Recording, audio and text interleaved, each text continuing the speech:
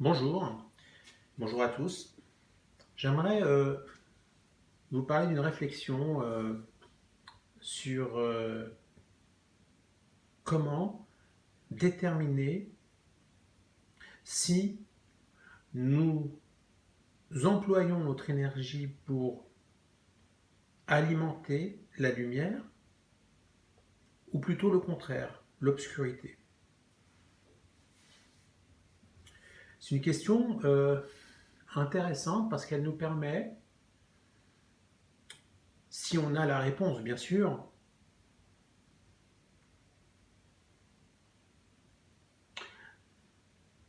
d'avoir des outils supplémentaires pour être suffisamment vigilant en fonction de nos objectifs et de notre intérêt pour la vie,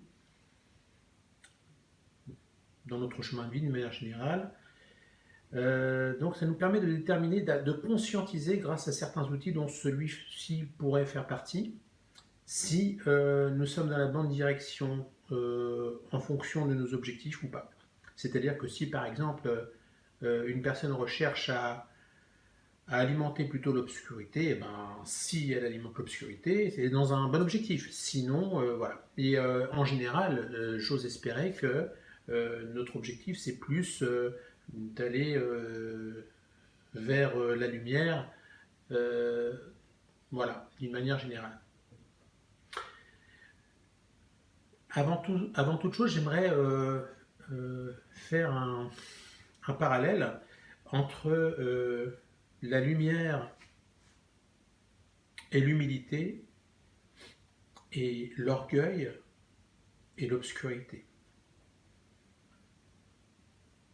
Je suppose que vous devez être conscient qu'une personne animée d'un ego très important euh, cherchera absolument soit à avoir le dernier mot dans une discussion, ou alors tout simplement aura le sentiment, la conviction qu'il a raison, quoi qu'il arrive.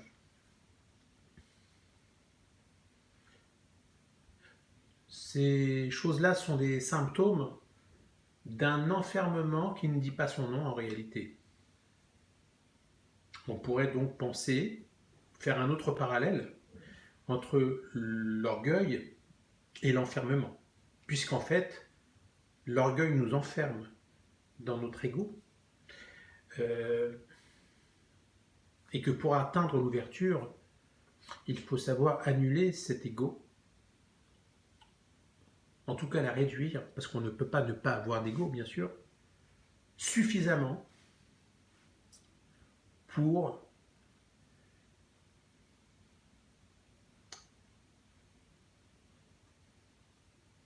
permettre de laisser passer l'humilité.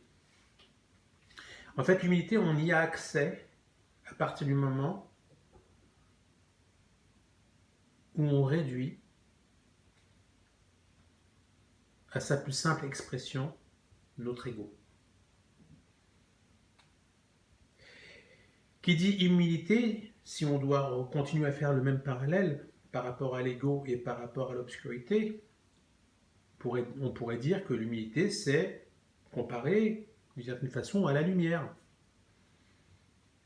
En réalité, l'humilité est un chemin qui nous permettrait d'accéder à cette ouverture nécessaire, à l'acceptation de ne pas toujours avoir raison, et surtout, la prise de conscience que l'essentiel n'est ni d'avoir raison ou tort, mais c'est d'apprendre et d'intégrer ce que l'on apprend. Et en général, on apprend beaucoup plus quand on ne sait pas que lorsqu'on pense savoir.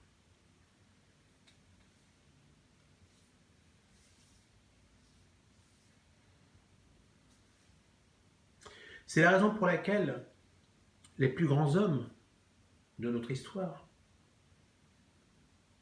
ont en général ce point commun-là, celui d'avoir cultivé leur humilité en annulant au maximum leur orgueil.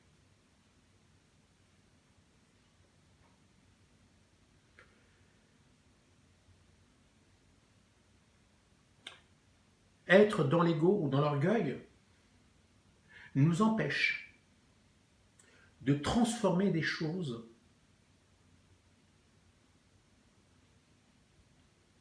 parce que la transformation fait appel à quelque chose qui va au-delà de la logique de l'orgueil, de la logique humaine. Donc pour pouvoir accéder à cet autre niveau d'intelligence, il faut pouvoir accepter que l'on ne sait pas tout et surtout que l'on n'a pas toujours raison.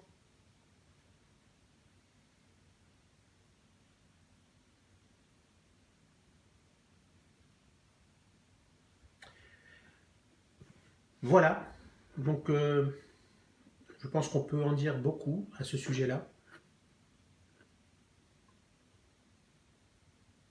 La seule chose que je voudrais dire pour finir, pour conclure sur cette réflexion, sur cette piste de réflexion-là, c'est qu'on peut accéder à beaucoup de choses. On peut même transformer l'obscurité en lumière, comme je l'ai déjà dit dans d'autres vidéos. On peut instantanément transformer une épreuve en un enseignement, en un levier extraordinaire pour nous permettre de révéler ce qu'il y a de meilleur en nous. Et le meilleur qu'il y a en nous ne peut être révélé qu'à travers l'annulation de notre ego.